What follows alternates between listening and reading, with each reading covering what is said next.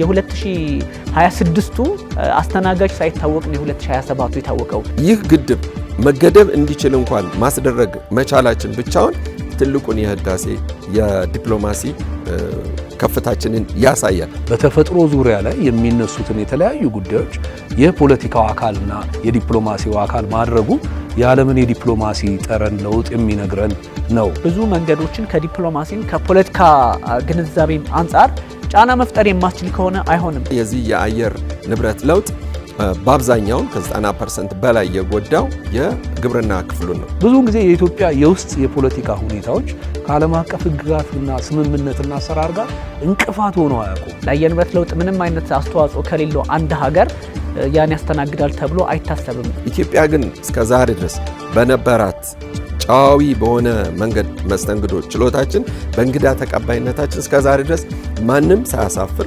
ማንኛውንም የዓለም አቀፍ እንትኖች ጉባኤዎችን ማካሄድ ችለናል። ተፈጥሮን አስጠብቃለሁ የሚሉ ምናልባት ማምሸን የነበራቸው ወርልድ ሊደሮች ነበሩ። ግን ተፈጥሮን በጠበጡትና ሁሉም ነገር ረብሻና የተፈጥሮን ኦርደር የሚጣረሰው ነው።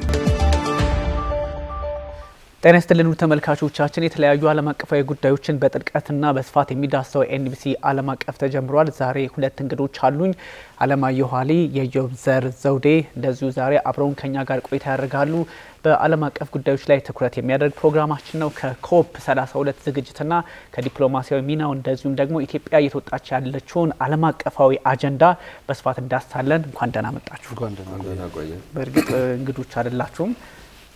አሌክስ ያው አንተም አንድ ጊዜ ባለፈው አግኝቻለሁና አንተ ነው የምለው ሁለታችሁንም እንትን ስለሆነን እጅጉን አመሰግናለሁ። ዛሬ በስፋት የምንወያይበት እንግዲህ ተመልካቾቻችን በባለፈው ፕሮግራማችን በቅዳሜው አንድ ሰዓት በሚተላለፈው ኮፕ ምንድነው ዩኤንኤፍኤስሲ ምንድነው የሚሉትን ከዚህ ከክላይሜት ከአየር ንብረት ለውጥ አንጻር መቼ ተጀመረ እንዴት የሚለውና በጣም ሰፊ በርካታ ጉዳዮችን አንስተናል።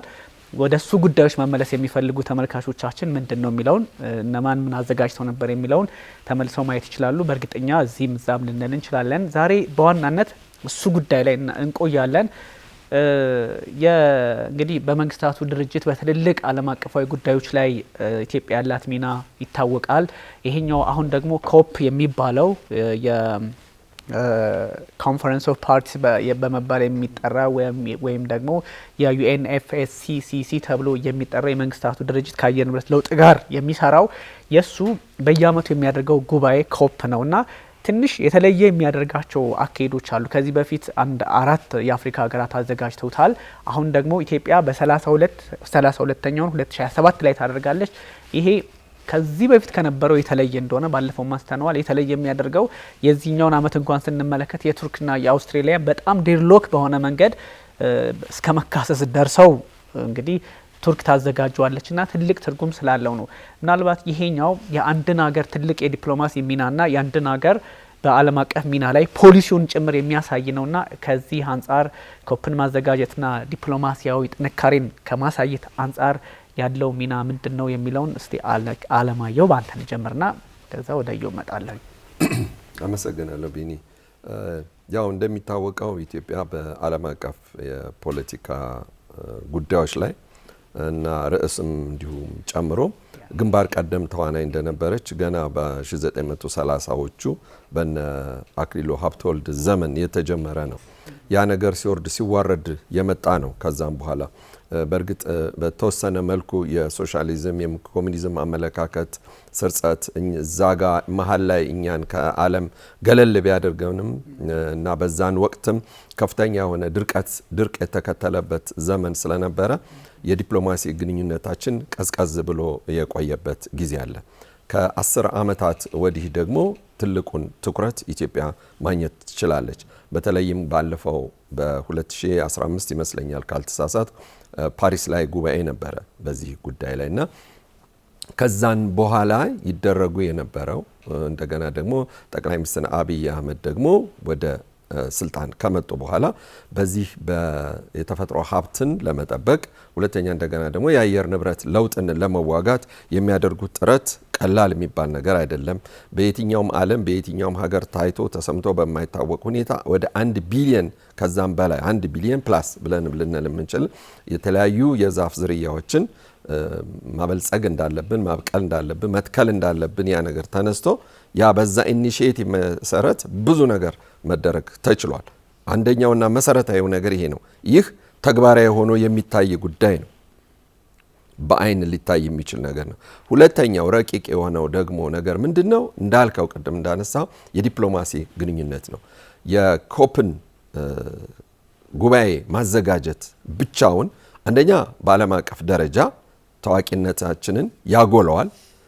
ኢትዮጵያ የምትባል ሀገር እኮ አላቅም የሚል ሰው ሊያውቃት የሚችልበት ዘመን ነው ያለው።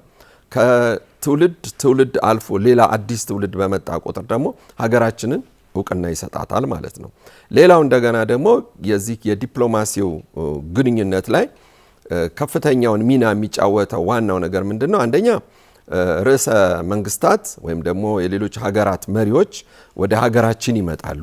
በተለያዩ ጉዳዮች ላይ በኢንቨስትመንትም ጉዳይ ሊሆን ይችላል፣ በዚሁ በክላይሜት ስትራቴጂም ላይ ሊሆን ይችላል። በብዙ መንገድ ኢትዮጵያ ግንባር ቀደም ሆና የምትሳተፍበት መንገድ ነው። ሌላው ሁለተኛው እንደገና ደግሞ በዚሁ በግብርናው ዙሪያም ብናይ ሀገራችን ምን ያህል እንግዲህ በአይን የሚታይ ነገር ስለሆነ ማለት ነው ሀገራችን ምን ያህል በዚህ በአየር ንብረት ለውጥ እንደተጎዳችና ይህን ያህል ህዝብ ማለትም እንግዲህ እንደሚታወቀው ከ86 እስከ 90 ሚሊዮን የኢትዮጵያ ህዝብ በግብርና ላይ የሚተዳደር ነው እና የዚህ የአየር ንብረት ለውጥ በአብዛኛውን ከ90% በላይ የጎዳው የግብርና ክፍሉን ነው። ስለዚህ የአትክልቶች የአየር ንብረቱን መቋቋም አለመቻል፣ ሁለተኛ የአየር ንብረቱን ለውጥ አለመቋቋም ብቻም ሳይሆን በአየር ንብረቱ ለውጥ ምክንያት የሚከሰቱ ነፍሳት አሉ። እነዛ ነፍሳቶች ለፔስቲሳይድስ ያላቸው ሬዚስታንስ እየጨመረ ነው የሚሄደው ከሙቀት ጋር በሄዱ ቁጥር። ስለዚህ ማንኛውም አይነት ኬሚካል በሚረጭ ሰዓት ያን ኬሚካል እነዛን ነፍሳቶችን ማጥፋት አይችልም፣ ካፓብል አይሆንም። ከተወሰነ ዲግሪ ሴንቲግሬድ በኋላ ዲግሬድ ያደርጋል፣ ይቀንሳል መጠኑ ማለት ነው የመርዛማነቱ። ስለዚህ እነዛ ተባዎች ደግሞ ይነግሳሉ። ያለውን ከ40 እንግዲህ አሁን በግብርና ምርምር ድርጅት በኩል እስከዛ ድረስ በተደረገው ጥናት መሰረት ኢትዮጵያ ውስጥ ከ40% በላይ የሆነውን እስከ 40% ድረስ ተባዎች ወይም ደግሞ በሽታ የግብርና ልማታችን እንደሚጎዳ ይታወቃል። ይህ ነገር እንደገና ተጨማሪ ጉዳት የሚያደርስብን ስለሆነ ማለት ነው። በመጨረሻም ደግሞ የሀገራችንን በዚህ በክላይሜት ፈንድ ላይ ትልቁን ጉልህ ስፍራ ኖሮ እኛ እንደዚህ አይነት ሰዎች ነን ብሎ ራሳችንን ገልጸን የምናሳይበት መድረክ ነው ብዬ ነው ማምነው። ሌሎቹን እንግዲህ በሂደት እንወያይበት ይችላል። ብዙ ጉዳዮች አብረው ከዚህ ዓለምን ከመታደግም የእርዝ ሰሚት አይደለም የሚባለው ዓለምን ከመታደግም ባሻገር የአንድን ሀገር የውስጥ ዲፕሎማሲ ጥንካሬ እንደዚሁም ደግሞ አንድ ሀገር በአየር ንብረት ለውጥ ላይ ወይም ደግሞ በሌሎች ዓለም አቀፋዊ ጉዳዮች ላይ አጀንዳው ምንድነው፣ ፖሊሲው ምንድነው የሚለውን የሚያሳይ ነውና ሞር ይሄን ነገር ስመለከት እንደ ጉባኤ ቀላል ጉባኤ አድርጌ ነበር የምመለከተው። ግን የነበሩትን ውጣ ውረዶች ወይም ደግሞ ስታነብ አሁን ደጋግመን የካምቤራና የአንካራን ክርክር ስናነሳ ምንድነው ከዚህ በታሪክ ታይቶ አይታወቅም ኮፕን ለማዘጋጀት በዚህ ልክ ጠንካራ የዲፕሎማሲያዊ ግጭት እስከ መድረስ እስከ መካሰስ እንዲያውም እናንተ ማዘጋጀት ካልቻላችሁ ወደ ቦን ዋና መስሪያ ቤቱ እዛ ጀርመን ቦን ወስደን ልናስተናግድ እንችላለን እስከ ማለት ተደርሶ ነበርና ይሄኛው ሳይጠናቀቅ ነው ኢትዮጵያ የ2026ቱ አስተናጋጅ ሳይታወቅ ነው የ2027ቱ የታወቀው። ናይጄሪያና ኢትዮጵያ በነበራቸው እንትን ኢትዮጵያ በጣም ትልቁን ዲዘርቭ ታደርጋለች እንደነበረው ባለፈው በዛ ልክ የመጣ ነውና የዩብ ዘር እንዴት ታየዋለህ? ኖርማል ብዙውን ጊዜ ዓለም ዲፕሎማሲውን የሚከውንባቸው መንገዶች አሉ፣ ፍላጎቶች አሉ፣ አሰራሮች አሉ፣ ስምምነትና ዓለም አቀፍ ሕጎች አሉ። ከዚህ ጋር በተያያዘ የኢትዮጵያ የውስጥ የዲፕሎማሲ ለውጦች እንዴት ተስማምተው ይቀጥላሉ የሚለው ነው። መጀመሪያው ዓለም ምን እየፈለገ ነው፣ ፍላጎቱንስ እንዴት የሚያስተዳድርበት የመልቲላተራል ዲፕሎማሲን እየሰራ ነው የሚለውን ማየት ተገቢ ይመስለኛል። ለምን ከሪዮ ደ ጄኔሪዮ ጀምሮ ከዛ በኋላ ኪዮቶ ከዛ በኋላ ፓሪስ ላይ በተፈጥሮ ዙሪያ ላይ የሚነሱትን የተለያዩ ጉዳዮች የፖለቲካው አካልና የዲፕሎማሲው አካል ማድረጉ የዓለምን የዲፕሎማሲ ጠረን ለውጥ የሚነግረን ነው። በዚህ ላይ ግን የውስጡን አሰራሩን ማየት ተገቢ ነው። ለምን መሪዎች ሁሉ ጊዜ በተለያዩ የፖለቲካ ኢኮኖሚ፣ የሶሻልና የሚሊተሪ ጉዳዮች ላይ ይሰባሰባሉ፣ ውሳኔ ያሳልፋሉ፣ ማስተዋወሻ ይቀያየራሉ፣ ወደ ህዝባቸውም ይዘውት ይሄዳሉ። እዚህ ላይ ግን ለየት ያለ የውስጥ አሰራር አለው። ለምን ጉባኤው በራሱ ሉዓላዊ ነው፣ ሶቨርን ነው። ስለዚህ እንደ ዩናይትድ ኔሽን ዓመታዊ ስብሰባ ወይንም ደግሞ በተቋም ውስጥ ወይንም ደግሞ ቻርተሮች መሰረት አድርገ ሳይሆን በጣም አንገብጋቢ በሆነ ጉዳይ ላይ ምድርንና ምድርን በተመለከተ ውሳኔ ያሳልፈህ ነው የምትሄደው። እንግዲህ ብርቱ የዲፕሎማሲ ትግል የሚጠይቀውም ይሄን ይመስለኛል። በተለይ ይሄን ሉዓላዊ የሆነ ልክ ሀገራትና መንግስታት ሉዓላዊ ናቸው፣ ሌጋል ሪኮግኒሽኖች አሏቸው፣ በህግ አግባብ የሚጠየቁበትም የማይጠየቁበትም አለ እንደምትለው ሁሉ የዚህ የሰሚቱ ራስና ሉዓላዊው አካል ይሄ ሚቲንጉ ራሱ ነው። ስለዚህ የተለምዶ አይነት የመሪዎች ስብሰባ ወይም ስለተለያዩ ጉዳዮች የሚያደርጉት አይደለም። ዓለም ተሰብስቦ ሉዓላዊ አካል መርጦ ይሄንን ለተግባሩ መድቦ ይሄው አካል ደግሞ ሌጋል ሪኮግኒሽን ኖሮት ህጋዊ እውቅናና አሰራር ኖሮት ነው የሚለያየው። በየጊዜው አጀንዳዎችን ማስያዝ በየጊዜው ያንተን የብሔረ ዲፕሎማሲን ፍለጋ በዚሁ ተቋም ውስጥና በዚህ ሉዓላዊ ውስጥ አጀንዳ ማድረግ በእርግጥም ትልቅ ቪክቶሪ ነው በራሱ። ስለዚህ ይሄ መድረክ ደግሞ ሌላ ቦታ ሄደን የኢትዮጵያን የተፈጥሮ አካሄድና ለዓለም እያበረከተችው ያለችውን የዲቨሎፕመንቶችን ጉዳዮች የምናስይዝበት ሳይሆን እዚሁ እኛው ሀገር እኛው መንግስት ውስጥ የሚተናበርበት ዓለም ሁሉ ወደኛ የሚመጣበት እድል ይከፍታል ማለት ነው። ይሄን ስለተነትን ያለ ማጋነን ነው። ለምን አሰራሩና የኢነር ዳይናሚክሱ በሙሉ ይሄንን የሚፈቅድ ስለሆነ ነው። እዚህ ጋር ግን አንድ ያልተለመደው ነገር ምንድነው? ይሄም ከመከሰቱ በፊት የኢትዮጵያ የልማት ፕላኖች በሙሉ ከዚህ ጋር የሚስማሙ መሆናቸው ነው። ብዙውን ጊዜ የኢትዮጵያ የውስጥ የፖለቲካ ሁኔታዎች ከዓለም አቀፍ ሕግጋትና ስምምነትና አሰራር ጋር እንቅፋት ሆነው አያውቁም። እንዲያውም ብዙውን ጊዜ የኛ መሪዎች ኮሌክቲቭ ሴኩሪቲ ያለ ብለው ሲጎዱ የኖሩ ናቸው ብለህ ማሰብ ትችላለህ። ዓለም ጉዳይን ይሰማል፣ ብያኔውን ያሳልፋል፣ ፍትህ ይኖራል እስከ ብዙ ቅርብ ጊዜ ጦርነቶች ድረስ የሚል አይነት አስተያየቶች አሉ። ይሄ የሚነግር የውስጥ አሰራሮቻችን የፖሊሲ አቀራረጹና የዲፕሎማሲ ሁኔታ በተለይ ይኸውን በቅርብ ጊዜ ውስጥ ቅድም እሱ እንዳለው በዝርዝር እስከ ተፈጥሮ ህልውና ድረስ የሚካሄዱበት የዲቨሎፕመንት ፕላኖች ለካስ በሌላ መልኩ የዓለምም አጀንዳዎች ነበሩ። ስለዚህ ከመጻረር ይልቅ ተስማምተው የሚቀጥሉ ሆነው ነው መታገኛቸው። እዚህ ጋር የማውን ነገር ልግለጽ። ተፈጥሮን በተመለከተ የሚኖር ፕላን እኛ አሁን ከተያያዝነው ፕላን የተለየ መልኩ ተፈጥሮን አስጠብቃለሁ የሚሉ ምናልባት አምቢሽን የነበራቸው ወርልድ ሊደሮች ነበሩ። ግን ተፈጥሮን በጠበጡትና ሁሉም ነገር ረብሻና የተፈጥሮን ኦርደር የሚጣረስ ሆነ። የኛ ከዛ ጋር የሚስማማ ከኛ ከተፈጥሮ ጋር ሃርመኒ ያለው ይሄው ሃርመኒው ደግሞ በአጋጣሚ የሚሆን ታስቦበት ከዓለም የዲፕሎማሲ ጥማትና ከግሪን ፖለቲክስ ጋር መተሳሰሩ እጅግ ከፍ ላለ ውጤት ሀገራችንን የሚያስመኛት ነው። መታጨቷም ከዛ ጋር የተያያዘ ነው። ሁለት ደግሞ ይሄ ግሪን ፕላኖቻችን ላይ ብትመለከት ቅድም እሱ ወንድሜ እንዳለው እስከ ታችኛው ኮሚኒቲ ድረስ ብቻ ሳይሆን የሆነ ከላይኛው ኮሚኒቲ ወይም ደግሞ ከላይ መስተዳደር ወደ ታች የሚጫን ሳይሆን እስከ ታችኛው ድረስ ሎካል ኮሚኒቲውን ማስተሳሰር መቻሉ የመንግስት ፕላን የኔ ነው ፕላን እንዲል አስችሎታል ባይነኝ እኔ ሌላው አርጊውመንት እንጂ ተጭኖብኛል የሚያስብልህ አይደለም። ተፈጥሮው ነው ነኝ ብዙ ነገራችን አርሶ አደር ነው። ብዙ ነገራችን ኢኮኖሚ የተመሰረተው እሱ ነው። እሱን የሚያማክል ፖሊሲ ስታመጣ ተስማምቶ ትሄዳል። እሱና መንግስትን ያስተሳስራል። መንግስትና ኢንተርናሽናል ሲስተሙንም ጭምር ያስተሳስራል። ሃርመኒውና ይሄ የተፈጥሮ ሃርመኒና ፖሊሲ የተስማማ ሲሆን ደግሞ ቢዩቲፉሊ ከእንደገና ጥግብ ያለች ሀገርን ለማየትና ይሄም ሀገሩና መስማማቱ ከዓለም የዲፕሎማሲ ጋር መሄዱ ገርሞኛል። ብዙ አስተምሮኛለን። ብዙ ኢትዮጵያኖችንም የሚገርም ይመስለኛል። ያ ልክ ነው።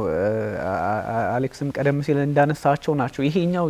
ይሄኛው ኮፕ ማዘጋጀት ብዙ ሰዎች አላቅም ትኩረትም ለመስጠት ይሞከራል። ግን አንደርስታንዲንጉም ላይ ጥያቄ አለኝና ኮፕ እኔም ከጅምሩ የተወሰኑት ነው ላይክ እንደ የሆነ ጉባኤ ተደርጎ የሚወሰድ የ2015ቱን ቅድም ባነሳው መንገድ አሌክስ ያ ጉባኤ አይደለም እኮ ዓለም ከ1.5 ዲግሪ ሴልሺየስ በታች ወይም ደግሞ የቅድመ ኢንዱስትሪ ዘመን አይነት ሙቀት እንዲኖራት አድርጎ የተደረገ ስምምነት ነበር። ይሄኛው ፖሊሲ ወደ አሜሪካ ፖለቲካ ውስጥ ገብቶ ሪፐብሊካኖቹ ወጥተናል የሚሉበት፣ ዴሞክራቶቹ እዛው ላይ መቆየት አለብን የሚሉ ትልቅ በአሜሪካ ፖለቲካ ውስጥ የገባ ነው።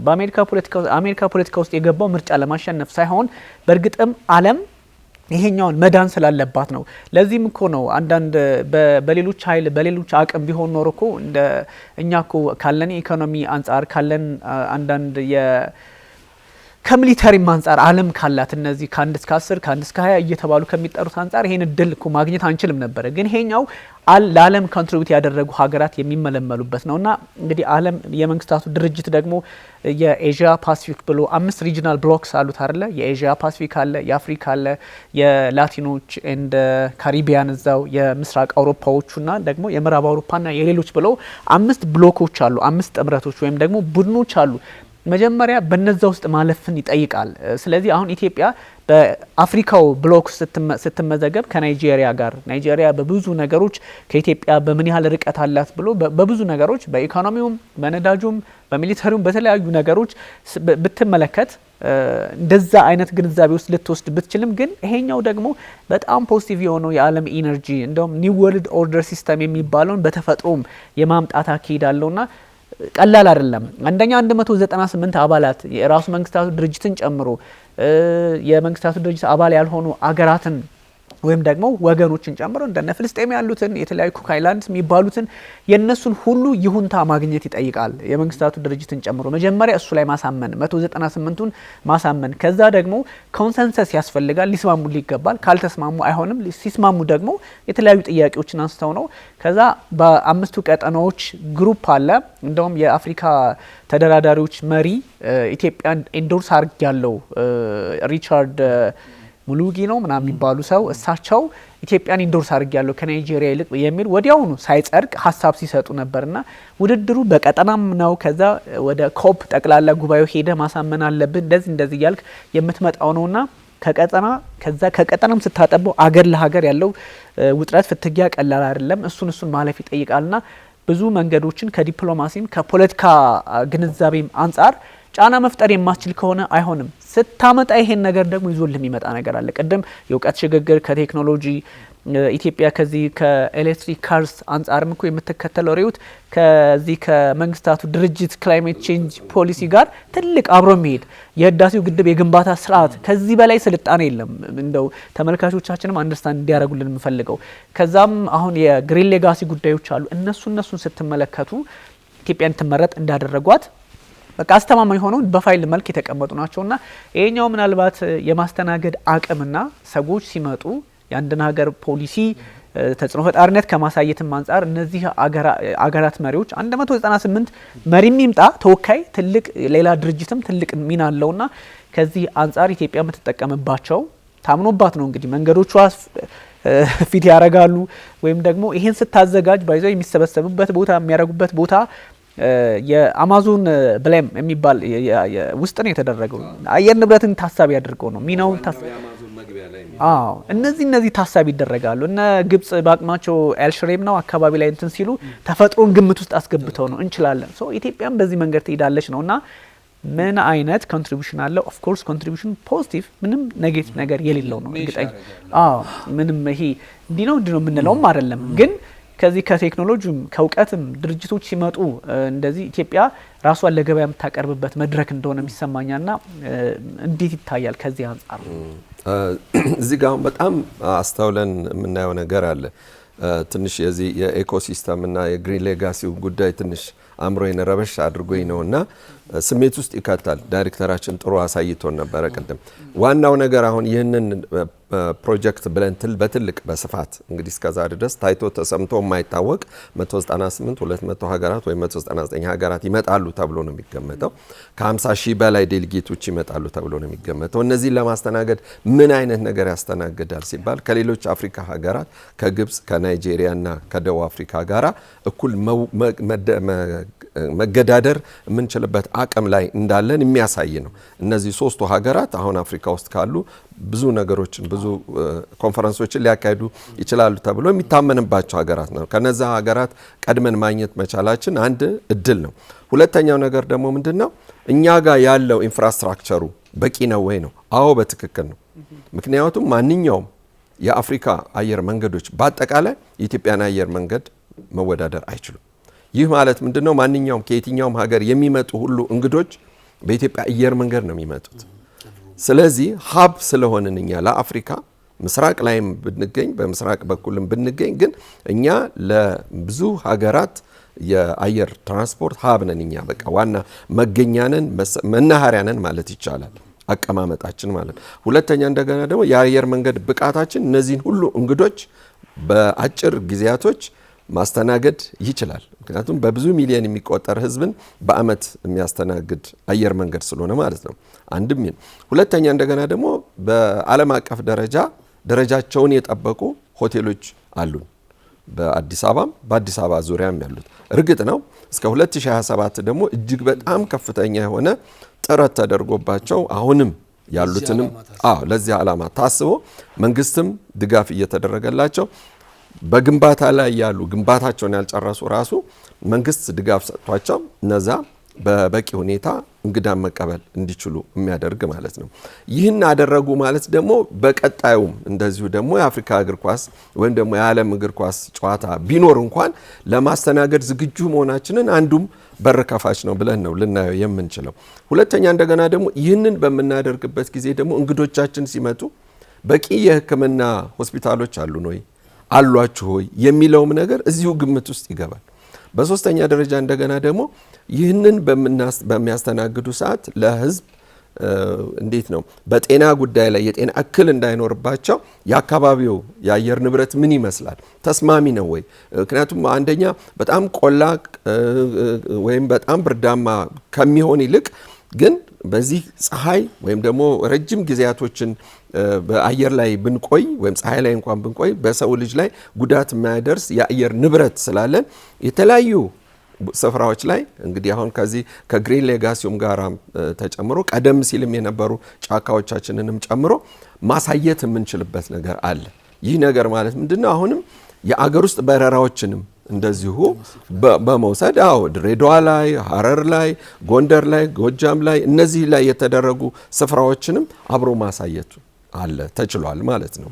ይህን ማድረግ ከቻን ማለት ከዛ በተጨማሪ ደግሞ ባለሙያዎቻችንስ ዩኒቨርሲቲዎቻችንስ በዚህ የአየር ንብረት ለውጥ ላይ ይህንን የአየር ንብረት ለውጥ ለመቋቋም የሚደረጉ በጣም በርካታ የሆኑ ምርምሮች ይካሄዳሉ። ከዓለም አቀፍ ተመራማሪዎች ጋር የሚገናኙበትም አንዱ መንገድ ነው ብለን ነው የምናስበው። ስለዚህ ኢንፍራስትራክቸሩ ብዙ ጠቅሞናል። ቀደም ብሎ የተሰሩት ነገሮች ባለፉት 7-10 ዓመታት የተሰሩትም እነዚህ ስራዎች ቅድም ቢኒ እንደገለጽከው የህዳሴ ግድብ ተገድቦ መታየት ብቻውን አሁን ታያላችሁ። ታዲያ ይህንን ውሃ ብቻ ነው የምትይዙት ተብሎ በዚህ የወተር ትራንስፖርት ሊደረግበት ይችላል። ሬክሬሽን ሴንተር መሆን ይችላል። ያ ግድብ በጣም ከፍተኛ የሆነ የአሳ እርባታ ሊካሄድበት ይችላል። ሁለተኛ እንደገና ደግሞ የአሳ ምርምር የዓለም የአሳ ምርምር ማዕከል ልትሆን የሚችልበት ቦታ ነው። ቦታው አንደኛ ሙቀት ነው። ሁለተኛ እንደገና ደግሞ እጅግ ንጹህ ውሃ ነው፣ ያልተበከለ ውሃ ነው፣ የኢንዱስትሪ ያልበከለ ውሃ ነው። ስለዚህ ለዓለም አቀፍ የአሳ እርባታ ምርምር ማዕከል ሊሆን የሚችል ስፍራ ነው። ያ ስፍራ የተወሰኑ ኢንፍራስትራክቸሮችን ከማዘጋጀት ውጪ ማለት ነው።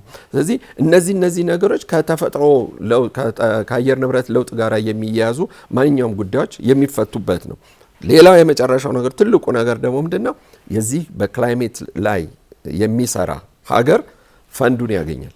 ያ ፈንድ ደግሞ ገና ከህፃናቶች ጀምሮ ከኤሌመንታሪ ትምህርት ጀምሮ በዚህ ላይ ፎከስ እንዲያደርጉ ወይም ደግሞ ኮንሰርን አዌርነሱ እንዲኖርን ህፃናትን ገና ከልጅነታቸው ጀምሮ ስለሚያሳድግ በዚህ የአየር ንብረት ለውጥ ላይ ኮንሰርንድ ሆነው እንዲያድጉ ይደረጋል። ሌሎችን ሀሳቦች እናንተም ስለምትሰጡበት ብዙ መጠቅለልም ይከብዳል። ሴኩሪቲውም እዚህ ላይ እንደዚህ ስትመለመን የደህንነት ሁኔታ የኢንፍራስትራክቸሮች ከአየር ንብረት ለውጥ ጋር የተመቻቹ ቦታዎች አሉ ወይ? ቅድም አለማየሁ ያነሳቸው ቀላል አይደሉም። እንደዚህ በአዳዲስ መልክ የሚሰሩ ፕሮጀክቶች እነሱ አስተዋጽኦ ባይኖራቸው ኖሮ አዘተዝ ከ10 ዓመት ወይ ከዛ በፊት በነበርነው አቋም ላይ ቢሆን ኖሮ ይሄ አይሰጥም። ምክንያቱም ቅድም በቀነ ቱርክና አውስትራሊያ የተፋለሙበት ምክንያታቸው ትልቅ ትርጉም ስላለው ነው። እዛና የግሪን ፖሊሲዎች አልነበሩም። ስለዚህ በቀጥታ ልንሳብ ወደኛ አይናቸው የሚያርፉበት ምክንያት አይኖርም። ሌሎችም ሀገራት እኮ ደግሞ ይህ የግሪን ሌጋሲ ፕሮጀክትን በፕሮጀክት ደረጃ በመንግስት ደረጃ በአመራር ደረጃ ተይዞ የሚሰሩ ሌሎች ስፍራዎች የሉ። ጥቂት እንዳየሁትም ከሆነ ጥቂት ቦታዎች ላይ ጋና ላይ አሉ፣ ደቡብ አፍሪካ ላይ የተወሰኑ ቦታዎች አሉ፣ ወደ ታይላንድ ላይና ታንዛኒያ ላይ የተወሰኑ ስፍራዎች አሉ በዚህ በግሪን ሌጋሲ ላይ ሊሰሩ የሚችሉ። እንደ ኢትዮጵያ ግን እንደዚህ በጣም በሎካል ኮሚኒቲ ደረጃ በሎካል ኮሚኒቲ ጤነኛው ዲፕሎማሲ ነው ምድር ላይ ምንም እሱን ነው ማለት ብዙ ይሄ እስከ ታች ድረስ የወረደውና በርካታ ገጽታዎች ያሉትን የስብሰባውንና ከዛ በኋላ ደግሞ ወደ ኢትዮጵያ መምጣቱ ምክንያት ከኋላም ያንደረድረውን ምክንያት ማየት ተገቢ ነው። ለምን ጥንቅቅ ያለ ትክክለኛ ሙግት ለማንሳት ወይንም ደግሞ የተጋነነ ወይም ደግሞ በሌላ መልኩ ሊተች የሚችል ሳይሆን ምንድነው ጀስቲፊኬሽኑ? አገራት ይቀያየራሉ። ምን ከምን ጋር ተስማምቶ ነው ይሄ መጣው? ይሄ የስብሰባ ሉዓላዊነትን መሰረት ያደረገው የዩናይትድ ኔሽን ፍሬምስ ለምን ኢትዮጵያ ላይ ነው አረፈ የሚለው ከኢትዮጵያ ዲፕሎማሲ ካሁናዊና ጥቂት ዓመታት በፊት ከሄድንባቸው አንጻር እጅግ ወሳኝ ይመስለኛል። በመጀመሪያ እንዲህ አይነት ውስብስብ እንዲህ አይነት ደግሞ የብዙ ሀገራት መሪዎች የሚጠይቅና እንዲህ አይነት መልቲላተራል ኢፈርትን የሚጠይቅ የዲፕሎማሲ ሂደት በዩናይትድ ኔሽን ጣሪያ ስር ተካሄደ እንጂ ዩናይትድ ኔሽን በራሱ ብቻ የሚፈጽመው አይደለም። ፍሬሙን ነው ያስቀመጠው። ነገር ግን ምንድነው ሁሉ ጊዜም ዩናይትድ ኔሽን በተመለከተ ይሄን ሊፈጽም የሚችል የተለየ ተቋማዊ ነገር አስፈልጎታል ማለት ነው። ባሉት የጀነራል አሰምብሊና ውስጥ ደግሞ በሚያወጣቸው የዲቨሎፕመንቶች ፕላኖች ብቻ ሊመለሱ ያልቻሉ ግን ደግሞ ለዚህ ተመራጭ የሚሆኑ ስብስብና መስተጋብሮችን ቀጥታም ደግሞ የኢንተርናሽናል ሕግጋትን ጭምር የሚጠቅስበት ሁኔታ ያስፈልገዋል። ለምን ዩናይትድ ኔሽን በ250 ሉዓላዊ ሀገራት ወይም ከዛ በላይ ላይ በጣም ቢዚ የሆነበት በዛ ላይ በተደጋጋሚ ባለፉት ዓመታት ደግሞ የተለያዩ ጦርነትና ግጭቶች ላይ መሰረት ያደረገው ህልውና ይቀጥላል አይቀጥልም የሚባልበት ሁኔታ ነበር።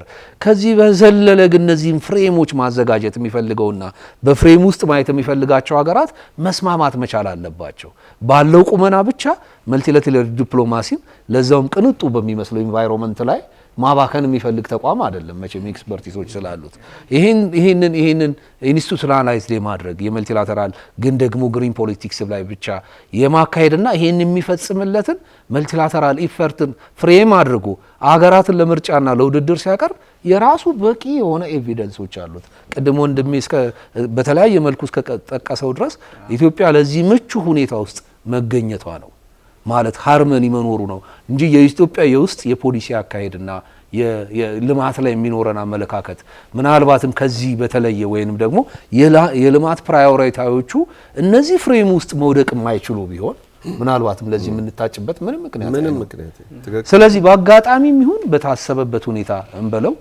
የኢትዮጵያ ተኮር የሆነ የሎካል ኮሚኒቲ ድረስ መውረድ የቻለ የልማት እቅዶችን ተፈጻሚ ለማድረግ የምናደርገው ትልቅ እና ወሳኝ ጥረቶች ምናልባትም በዓለም እይታ ውስጥ እንድንገኝ አድርጎናል። በትልቁ በዓለም እይታ ውስጥ እንድንገኝ ይሄ ደግሞ ማለት የዲፕሎማሲን ብልሃት ይጠይቃል። ዓለም ምን ተርቧል? የኔስ ብሔራዊ ጥቅም ከዚህ ጋር እንዴት ተስማምቶ ይሄዳል የሚለው ጉዳይ ነው። መሽ የማድረግ ጉዳይ ነው ወይም ደግሞ የመመሳሰል ጉዳይ ነው። ዓለም ምን ተርቧል ግን የኔ ራብ ደግሞ ሌላ ነው የምንል ከሆነ ምናልባትም የዲፕሎማሲ ጨዋታውና ካርዱን አናቅበትም ማለት ይሆን ነበር ማለት ነው። ስለዚህ የሁለቱ መገጣጠም ቅድም እናንተ እንደጠቀሳችሁ እስከታችኛው ድረስ ጥቅም ብቻ የሚያስገኝ ይሄ ዊነር የኢትዮጵያ የማሸነፊያው ካርድ ነው ብለህ እንድትናገር የሚያስችል ነው።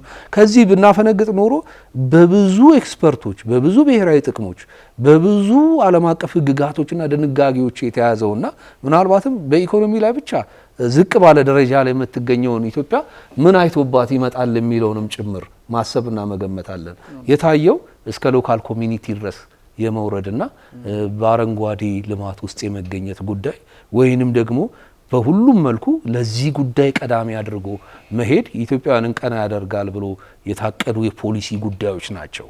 ከራስ ጋር መስማማትንና ከመንግስታዊ ስራ አሰራሮችም ጭምር በዩናይትድ ኔሽን ፍሬምወርክ ውስጥም ጭምር እይታ ውስጥና ኮምፓስ ውስጥ እንድንገባ ያደረገን ለኔ ዓለም አቀፍ ዲፕሎማሲ ማለት መረዳት ማለት ይሄና ይሄ ብቻ ነው። ልክ እኮ ነው።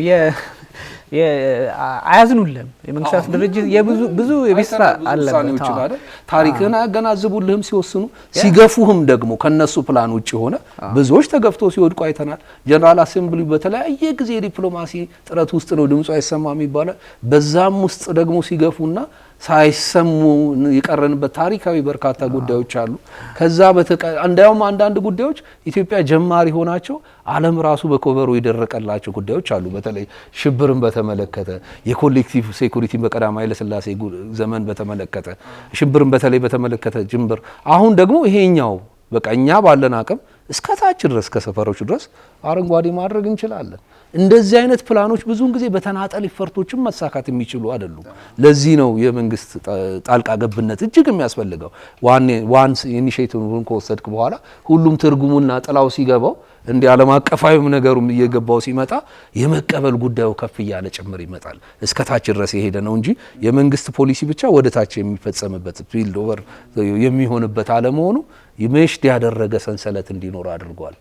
በአጋጣሚ የሚሆን በጥሩ ካልኩሌሽን ይሄው ካለምራብና ካለም የዲፕሎማሲ አሰራር ጋር መሄዱ አገሬን ከፍ እንደሚያረጋት አልጠራጠርም።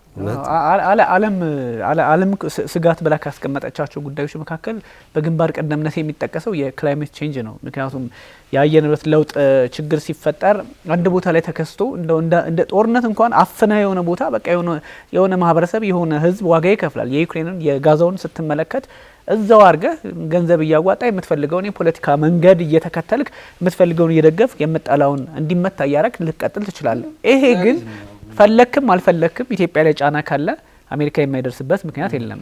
ግሎባል መሬትን እናድናት ብሎ 1922 ላይ ይሄኛው የዩኤንኤፍሲሲ ሲመሰረት ፍሬምወርኩ ይሄን ታሳቢ አድርጎ ነውና የመንግስታቱ ድርጅትም ትልቅ ትኩረት የሚሰጥበት አገራትን ጤናማ በሆነ መንገድ የሚመርጥበት ሪጂናል ብሎክስ የሚባሉት ቅድም ያነሳናቸው አምስቱ እንኳን ሲመርጡ የሆነ አገርን ከዚህኛው ግንዛቤ አንጻር ምን አላቸው ምን ሊያሳኩ ይችላሉ ተብሎ ነው እንጂ ቅድም እንዳልኩት ኢትዮጵያ በቃ ኢትዮጵያውያን የሚያስቡት የብዙ ሺህ ዘመናት እንትን አለን በሊግ ኦፍ ኔሽን ትልቅ ቦታ ነበረን በአፍሪካ ህብረት ወይም ደግሞ መስራች እንደዚህ ብለው ግምት ውስጥ አስገብት አሁን ምን እያደረክ ነው? ውለታ ዓለም አታውቅም። ውለታ የሚያስቡት የኢትዮጵያ መሪዎች ናቸው። ያው ብዙ ጊዜ ይሄ በቃ ፍትህ ይኖራል ዓለም ላይ ህግን የሚያስተገብር አለ እውነታችንን ይሰማል የሚሉት ይሄ ጨዋ አስተዳደግ ውስጥ የሚኖሩ ኢትዮጵያ መሪዎች እንጂ ዓለም እሱ ሃይማኖት ተኮር አስተሳሰብ ይባላል። ፖለቲካሊ እንደውም እንደዚህ ማሰብ ነው የተሻለ። ምክንያቱም አሁን ፖለቲካሊ ኢቭን ለአንዳንድ ጉዳዮች አሁን ከብዙ ጉዳዮች አንጻር ከፖለቲካውም አንጻር ነገሮችን አሳክቶ መቀጠል ካልሆነ ይሄኛው ትልቅ እንትን ነው። በመንግስታቱ ድርጅት ተሰሚ ለመሆን ኢንፍራስትራክቸሩን አስተካክለ ኮፕን ስለምናስተናግድ አይደለም። ነገ የመንግስታቱ ድርጅት የተለያዩ ጉባኤዎችን ለማስተናገድ ባለም መድረክ ላይ ከጦርም ከፖለቲካም አሁን አለምትፈልገውን ነገሮች ኮምፒተንት ለመሆን ተዘጋጅተ መጠበቅ ነው። መሰረተ ልማቱን ይዘ መሰረተ ልማቱ ሲኖርህ ፖለቲካሊም ጫና ትፈጥራለህ። ልክ እንደዚህ ኮፕ አይነት ጉባኤዎችንም ታስተናግዳለህ። የዛ አይነት አካሄዳል ነውና ዩኤንጂ እኮ በየአመቱ መስከረም ላይ ጉባኤ ሲያስተናግድ እኮ 193 ሀገራትን ነው ሚጠራል። ሌላው ታዛቢ ምናምን ብሎ ነው። ይሄኛው ግን 200ም ከዛም በላይ በድርጅትም ራሱ ዩኤንጂም ተወካይ ሆኖ አገራትም ከ193 በላይ ሌሎችም የሚሳተፉበት ነውና እንዴት ትኩረት እንዳለው ነው። ማንም ሰው ይሄ ለአሸባሪ ተብሎ ለተፈረጀ ኃይልም የሚጠቅም ፕሮጀክት ነው። ለሌሎች ስራዎችም ለሚሰራ መንግስታዊ ተቋማትም ትልቅ ቦታ ያለው ነው። ምክንያቱም ይሄ አልሸባብን አይተውም። ኢትዮጵያ ውስጥ ከባድ ድርቅ ቢመጣ እዚህ ሶማሊያ ገብቶ ያጥለቀልቀዋል። ምንም ጥያቄ የለውም። አልሸባብ በፈጠረው ጫና ኢትዮጵያ ከጦርነት ውጭ በሆኑ ጉዳዮች የአየር ንብረት ለውጥ ችግር የሚያመጣ ከሆነ ኢትዮጵያም ጫና ይፈጥርባት። ሁሉም እንደዚህ ነው አንዱ ካንዱ ጋርና ፖለቲካሊ ኢትዮጵያንስ አግሪድ የሚል አንድ አርቲክል እያየሁ ነበርና በጣም ፖለቲካሊ ልዩነት ይኖረናል። ኮፕም ፖለቲካ ነው ግን በዚህ ይስማማሉ የሚል ፍሬም ያለው ሀሳብ እየተመለከትኩት ነበርና አሌክስ ዲፕሎማሲውንም ይሄ ከቴክኖሎጂ ሽግግሩም ከኢትዮጵያ ስራዎችም አንጻር ብዙ ነገር አንስተናልና ምናልባት ሀያላኑን ጨምሮ ጉዳዩን ውድድሩ ቀላል አይደለም። ናይጄሪያ የምትባለውን አገር ማሸነፍ ኢትዮጵያ የኢኮኖሚ ልዩነታችንን ግንባር ቀደም ናቸው አለ ናይጄሪያና ደቡብ አፍሪካ እንደሚታወቀው ከኢኮኖሚ አንጻር ብቻ ከአፍሪካ ኢኮኖሚ አንጻር ብቻ ይሄን መሆን በጣም ትልቅ ጡንቻ ያለምን ኃላፊነት መሸከም ይጠይቃልና ትልቅ ኃላፊነት ነው ያለው። ባይቶ አጀንዳ ቀርጸህ ነው አጀንዳ ትቀርጻለህ። ያን አጀንዳ የማስፈጸም አመቱን ሙሉ እንደ ፕሬዝዳንት ሆነ አመቱን ሙሉ ስራ መስራት አለብና ትልቅ ዓለም አቀፍ ኃላፊነትን መሸከም ነውና ኢትዮጵያ ልምዶ አላት በብዙ ጉዳዮች ምንም ጥያቄ የለውም። ልምዶ አለን በዓለም አቀፍ መድረኮች ላይ ግን ደግሞ ጊዜውን መዋጀት ያስፈልጋል። ጊዜውን ካልተዋጀ አስቸጋሪ ነው።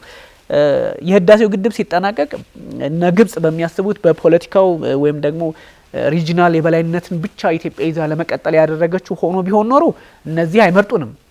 ከክላይሜት ቼንጅ ጋር በጣም በጎ ነገር ስላለው ነውና ልማቶቻችንም የምንሰራቸው ነገሮች ሁሉን ነገር ታሳቢ ያደረገ ሲል ለዓለም የሚበጅ ጉዳይ ይዞ ሲመጣ ተመራጭ ያደርጋልና አሌክስ ከዚህ አንፃር ምን አለ? እኔ ከዚህ አንፃር እንደማየው ነገር አለ። አንደኛ የዚህ ከ2 ዓመት በኋላ የሚደረገው ዝግጅት ሀገራችን ላይ መደረጉ እጅግ በጣም ቢያስደስተኝም በአንድ በኩል ደግሞ ከፍተኛ የሆነ ፍርሃትም አለብኝ እንደ ግል እንደ ባለሙያ እንደ አንድ ግብርና ባለሙያ።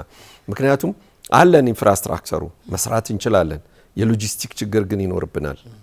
ይሄ ቀላል አደራ አይደለም። ይሄን አደራ መሸከም መንግስት ብቻ አይደለም የሚችለው ህዝብ ጭምር ነው።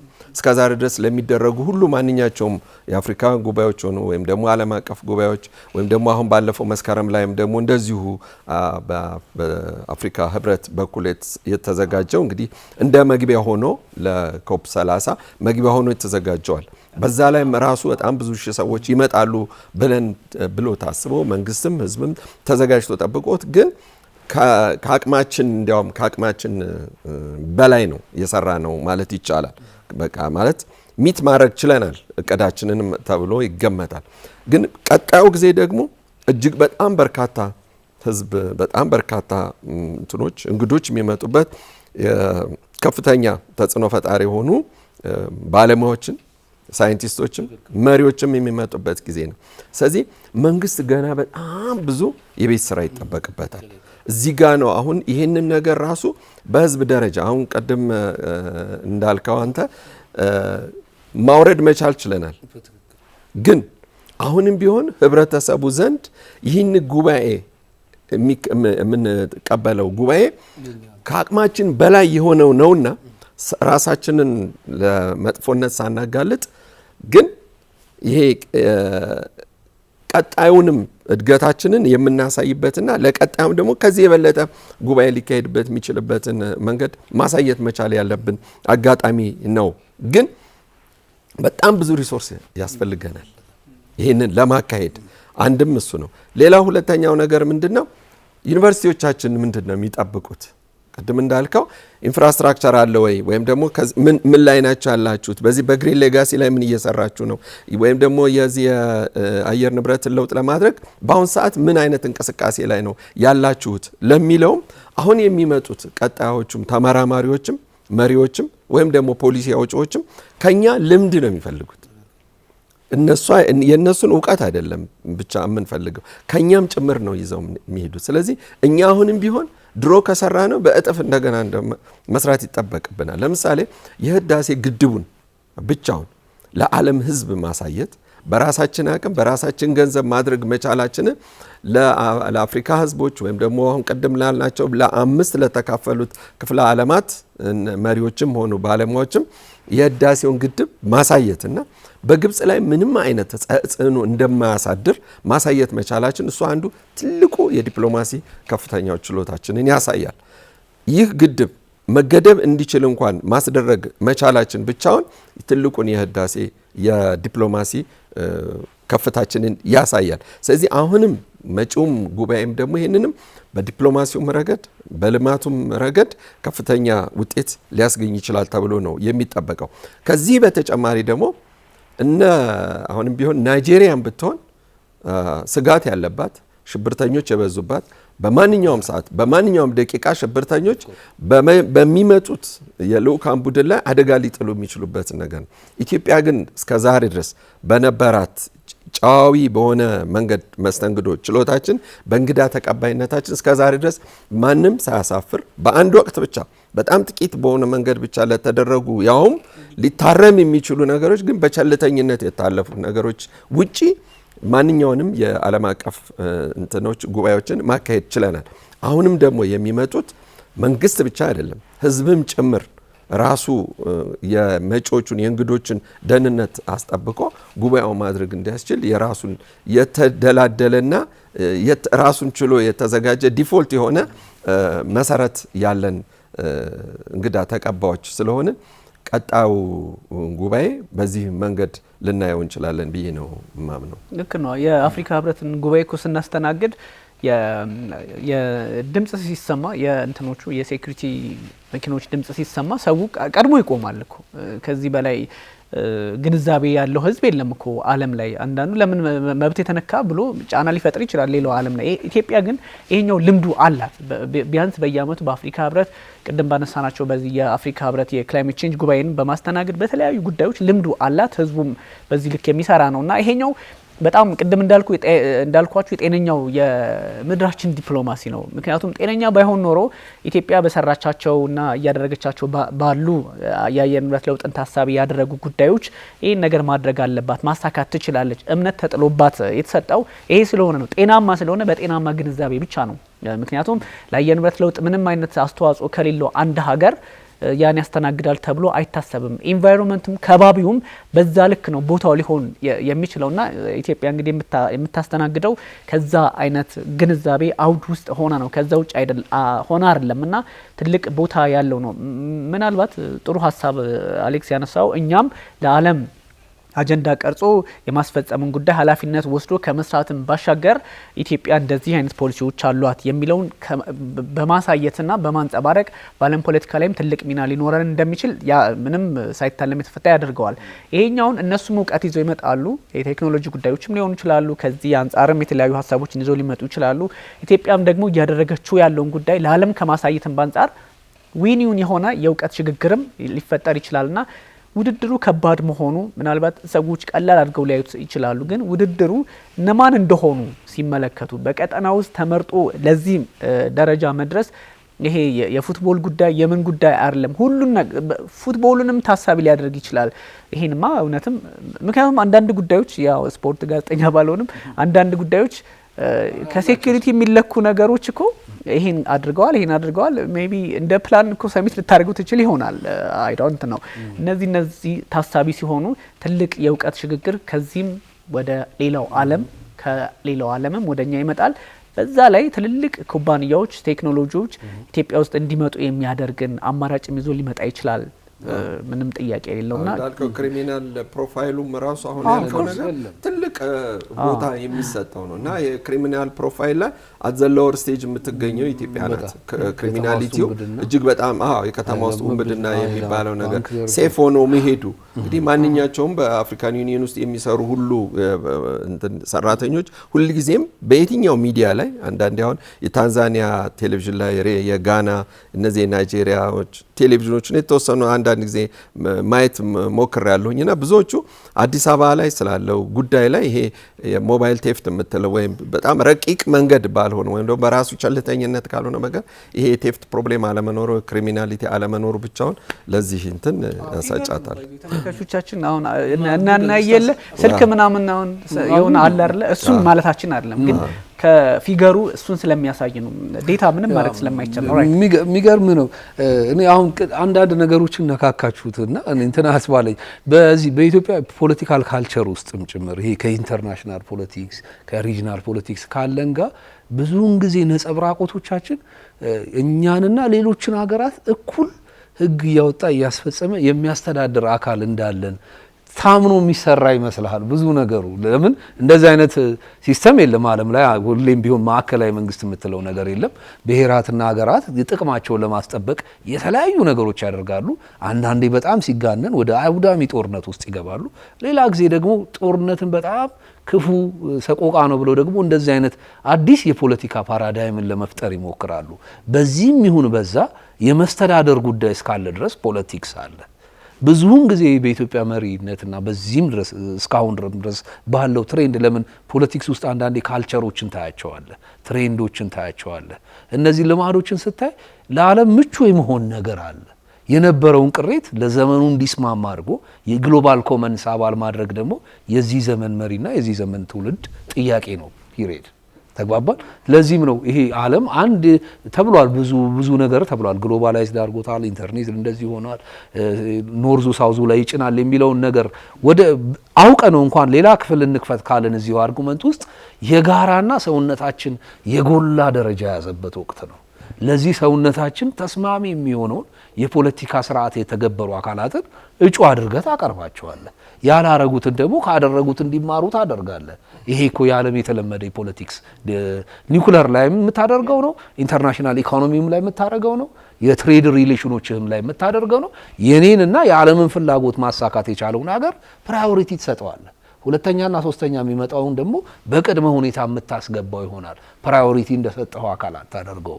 ስለዚህ ነው ሁላችንም የመገናኛችን መስክ ይሄ ግሎባል ኮመን የምንለው ከሽብር ይሄ ህንፃዎችን ከሚንድ አደገኛ የከተማ ውስጥ አደገኛ የሳውዝ አፍሪካን አይነት ውንብድናዎች ውስጥ የመንግስትን የሚገዳደር ነን ስቴት አክትረስ ይሄ የፖለቲካ ግብ የሌለው አክተርሶችን በሌሉበት ቦታ ላይ ከተፈጥሮ ጋር ለማልበርት የሚሞክርና ጭቃ እየለበሰ የሚሄድ ስርዓትና መንግስት ወይንም ደግሞ ስርዓተ ማህበር መኖር ካለ ይሄ ማንም ሪዝነብል ማይንድ ሊመርጠው የሚችለው ቀዳሚ ጉዳይ ይሆናል ማለት ነው። ይሄን ዲፕሎማሲን ለመረዳት እንደሚሞክር አንድ ሰው እኔ መረዳት የምችለው ለዚህ ለግሎባል ኮመን አሚውለሬትድ የሆነ ተስማሚ ቅድም ወንድም ሄዶበታል ተስማሚ የሆነ የፖለቲካ ፕሪንሲፕልን መከተል ነው። ብዙ ሰው ፖለቲክስ ሪያሊስት ብቻ ይመስለዋል። ይሄ ሞራል የሌለው የመገዳደል ብገፋም ብገለልም በኢንተርናሽናል ህግም ባልገዛም ምንም አላመጣም የሚሉ አይነት አካላት ይኖራሉ። ያ ግን ብዙ ሀያላንን ከመውደቅ አላዳናቸው። ጋዳፊን ከመውደቅ አላዳናቸው። ሌሎችንም የአረብ ሀገር ሀያላን ከመውደቅ አላዳናቸው። ስለዚህ የኢትዮጵያ የሁል ጊዜ የተለመደው የአእምሯዊ ቅንበባ መጠቀም ካለብን አሁን በዚህ በግሎባል ኮመን ዘመን ነው። ራሳችንን ዝግጅታችንን እንዲያውም ኢትዮጵያውያን እንግዳ ሲመጣ በረንዳ ያድራሉ ነው አይደል? ከልካቸው በላይ ያስተናግዳሉ ነው ነገር ይሄው እንጂ በአግባቡና በተገቢው መንገድ እኔ ማየት የምፈልገው የኢትዮጵያን ብሔራዊ ጥቅም የመደራደሪያ ካርድ ሆኖ እዛ ሚቲንጎች ላይ በተከታታይ ማየት ፈልጋለሁ። ለምን ኤንቫይሮንመንትን በተመለከተ ወንድሜ ብዙ ብሎበታል። ኢኮኖሜትሪክስን በተመለከተ አንተም ብለሃል እሱም ብላችኋል። ከዛ በዘለለ ግን የኢትዮጵያን ብሔራዊ ጥቅም የሰሚቱ አካል አድርጎ ለሚቀጥሉትም ቢሆን ፈቀቅ ያለ በተጋነነ ጥበቃ ውስጥ ሳይሆን የዚችን ሀገር ድምጸት ሊሰማ የሚችል የኤንቫይሮንመንት አካላት በሙሉ እንዲሰሙት ማድረግና ምናልባትም ጥቅም ወደ ሀገራችን ውስጥ እንዲመጣ የማድረግ የማስቻል ጉዳይ ብቻ ነው የሚሆነው። ስለዚህ ያንን ለማየት ነው እንደው ኖረን ለማየት መፈልገው ውስጥ አንደኛው እዛ ላይ ያሉትን የዲፕሎማሲ ባርጌኖች እንዴት የምንወክላቸውና የሚወክሉን ሰዎች ካርዶቹን በተገቢው ነጥብ ላይ አስቀምጠው ብሔራዊ ሀብታችንን እምቅ ማንነታችንን ሰላም ምናልባትም ወዳድነታችንና ለዓለም ህግም ሳይኖር ህግ አለ ብሎ የሚኖር ማህበረሰብ ጭምርና ለምን ይሄ አባይ ዳም ላይ የሚያነሳችሁት ነገር አለ። ግብጽ ውስጥ ቫዮለንት የመሆንና አባይን በብቸኝነት ብዙ ተብሏል የመጠቀም ጉዳይ እንደነበረ እናውቃለን። በቃ በጣም እስከምናውቀው ድረስ ግን በውሃ የፖለቲካ አስተምሮቶች ውስጥ ምንም በውሃ አስተምሮትና ፖለቲክሱ ሳይጠቀም ግን መጥቀም ይችላል ካለው አንደኛው ዳም ውስጥ አንዱ ይሄ አይዲያሊስቲክ የሆነ ሀሳብ ይዞ የተነሳውና ከግብ የደረሰው የዚሁ የኛው አባይና የጂርድ ዳም ጉዳይ ነው። ቅድመ መሰረታዊ ሀሳቡ ምንድነው? ያው ከዓለም ጋር ስምም ሆኖ መቀጠሉ ነው። ስለዚህ ከዛ በኋላ በተዋረድ የሚመጡ ጉዳዮችንም ጭምር የምንከውነው በዚሁ በተፈጥሮና በአካባቢ በዓለም የሰላም ሂደቶች ውስጥ መሆን እንዳለበት ነው የሚሰማኝ። የግሎባል ኮመን አካለን ለዛ የሚስማማውን ውሳኔ ስንወስን ነበር እንወስናለንም እየወሰንንም ነው የሚለው ነው ወሳኝ የሚያደርገው ብዬ ነው የማስበው። ስራዎች እስካሁን ድረስ ላለፉት ጥቂት አመታት የነበሩ ስራዎች የተሰሩ ስራዎች ራሳቸው ዲፕሎማት ሆነዋል። ስራዎች ራሳቸው ቀደም ኢዮብ እንዳለው ይህ ነገር ምስክር ህያው ምስክር ስለሆነ ስራህ ራሱ ዲፕሎማት ሆኖ የቀረበ ስለሆነም ነው አንዱ ገፊ ምክንያት ሊሆን ይችላል። የግድ ጦረኛ መሆን አይጠበቅብህም። በዓለም ፖለቲካ ላይ አስተዋጽኦ ሊኖርህ የሚገባው እየተጎዳ ፍትህን አመጣለሁ የሚባል እንትን ስለነበረ ነው ትሬንዱ ራሱ። ኮሌክቲቭ ሴኩሪቲ ለኢትዮጵያውያን አዲስ አይደለም። ኮሌክቲቭ ዲፕሎማሲ አዲስ አይደለም። ኮሌክቲቭ የግሎባል ኮመን የሆነው ነገር አዲስ ሊሆን አይገባም። ከዛም በብዙ መልኩ ሁሌ ከመኞቶች ውስጥ አንደኛው ይሄ ዓለም አቀፍ ተቋማት ዓለም አቀፍ ሪሌሽን ዲፕሎማሲው ብዙ ሪሶርሶችን ይዟል። ከዚህ በፊትም ያንን በኤክስትራክት አድርጎ በትክክለኛው የዲፕሎማሲ ነጥብ ማስገኘትና ይሄንን ለራስ ጥቅም ማዋል ደግሞ የኢትዮጵያውያን የዲፕሎማሲ ጥረት ውጤት ይሆናል ብዬ ነው። ሌላው ደግሞ ይቅርታ፣ ሌላው ሳረሳው ልጨምርበት ብዬ ነው።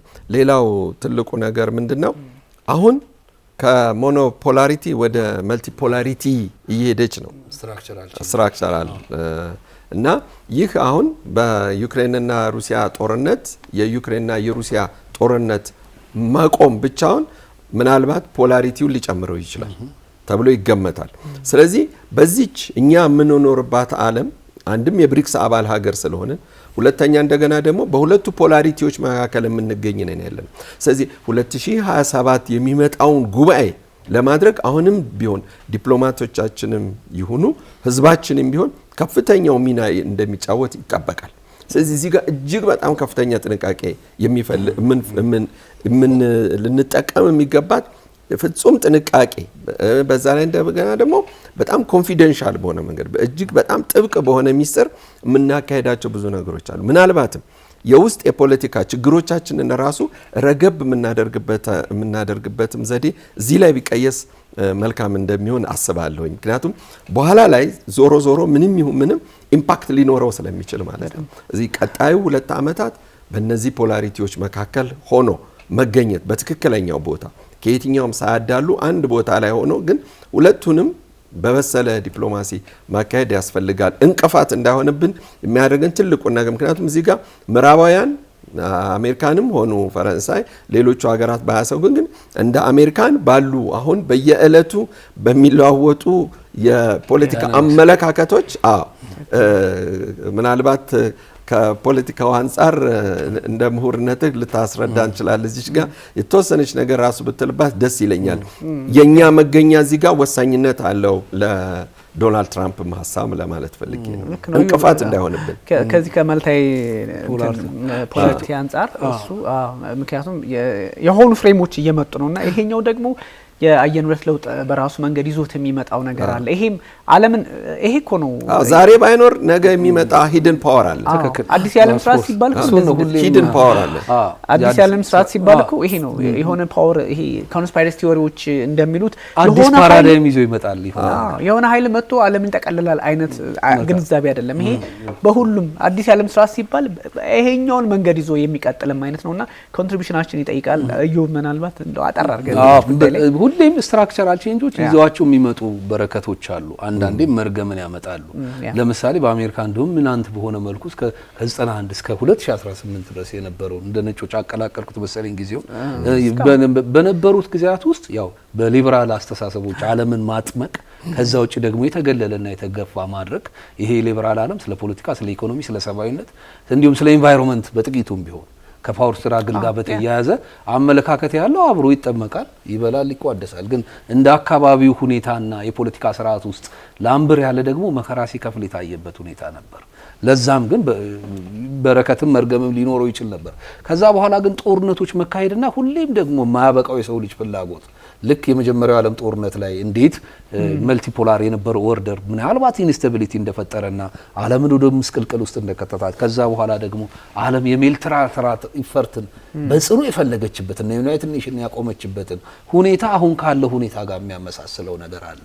ምናልባት ዓለም ኤግዞሲቭሊ ይሄ ከሞራል በታች ሆነውን የኒኩለር ስጋት የአረሮችን መወንጨፍ የአካባቢ ፍጹም አደገኛነትን በተመለከተ ልክ ሁለተኛው ዓለም ጦርነት በኋላ የዩናይትድ ኔሽን ናፋቂ እንደነበረችው ሁሉ አዲስ አይነት የፖለቲካ ፓራዳይምን እየፈለገች ያለችበት ሁኔታ ነው ብዬ ብናገር ስህተት አልባልም። ለምን ቼንጅ ስለሚኖር ነው ሁሌ በእርግጠኝነት መናገር ማልችልም። ስለዚህ ብልህ የፖለቲካ መስተዳደር፣ ብልህ የፖለቲካል ኮንስቲትዩንሲ፣ የጸና የዲፕሎማሲ ነጥብ ማስቆጠር የሚፈልግና ዓለም ከያዘው ኢንስቲትዩሽኖች እንዲህ ይዘውት ከሚቀመጡት ውስጥ ኤክስትራክት የማድረግ የዲፕሎማሲ አቅም ያለው ሀገር ራሱን አዘጋጅቶ ለተቀያያሪና ተለዋዋጭ ሁኔታዎች ውስጥ ህዝቡንም ዓለምንም ሳይጎዳ የለውጡ አካል ሆኖ እንዲቀጥል ማድረግ ደግሞ የዲፕሎማሲ ጥበብን የተረዳ የፖለቲካል ሊደርሺፕንና የፖለቲካል ተከታይን ይፈልጋል ማለት ነው። ኢትዮጵያን ያገኘኋት እዛ ጋር ነው ወንድም። ዳር ሆኖ የሚመለከት አይኖርም፣ ባለሙያ ዳር ሆኖ የሚመለከት ምሁር አይኖርም። ለዚህ ጉባኤ ብሔራዊ ጥቅም ነው ምን ብለህ እንትን ትለዋለህ? ወደ ሚድል ስቴጅ ነበረ ከሰሞኑና በጣም ኤንቢሲ በጣም ዓለም አቀፍ ጉዳዮችን ትኩረት አድርጎ እንደሚሰራ ማንም ያውቃል። ሲያደርግ ደግሞ ከውስጥ ወደ ውጪ በጣም ማየት እንደሚችል ከውጭ ወደ ውስጥ ማየት እንደሚችል እንደሚችልም ሲነግሩኝ ነበር አብረውኝ የነበሩ ትልልቅ ባለሙያዎችና ብዙ አስተርጉሞ የሚያዩ ሰዎች ገጥሞኛል በጣም በሚገርም ሁኔታና ይሄኛው አንዳንዴ ዝም ብለ ዓለም አቀፍ ጉዳይ እየሰራ ይሄን የመሰለ ጉዳይ ደግሞ በመሰራው ልክ ሀገሬም ለካ ትልቅ አስተዋጽኦ ይዛ እየመጣች ነው ለማለትም ኢንተርናሽናሊ ማንኛውም ኢትዮጵያዊ እንደ ጋዜጠኛ ቦልድሊ ማውራት የሚችልበትን እድልም የፈጠረ ስለሆነ ወደ ኮሚኒቲ ወርዳል እዮብ ደጋግመህ ስትለው የነበረው ለእያንዳንዱ ሰው ይነካል ይሄ ከአየር ንብረቱ መጠቀም አንጻርም ብቻ ሳይሆን ፖለቲካሊም በዲፕሎማቲካሊም ፐርሰናልም የሆኑ ጉዳዮችን አንተ ምን አስተዋጽኦ አለ ለማለትም ለኢትዮጵያውያን ትልቅ ሚና አለው ዓለም አቀፍ አውዱ በጣም ሰፊ ነው ሌላ ጊዜ በጣም በስፋት እንመጣበታለን